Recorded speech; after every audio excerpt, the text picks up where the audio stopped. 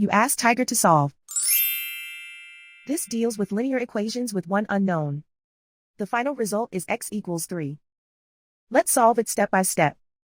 Simplify the expression. Simplify the arithmetic.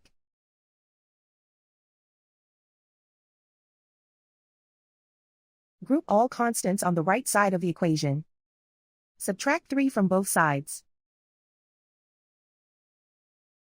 Simplify the arithmetic.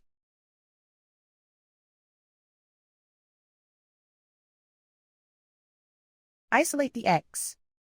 Divide both sides by 3. Simplify the fraction. Find the greatest common factor of the numerator and denominator. Factor out and cancel the greatest common factor. And so the final result is x equals 3.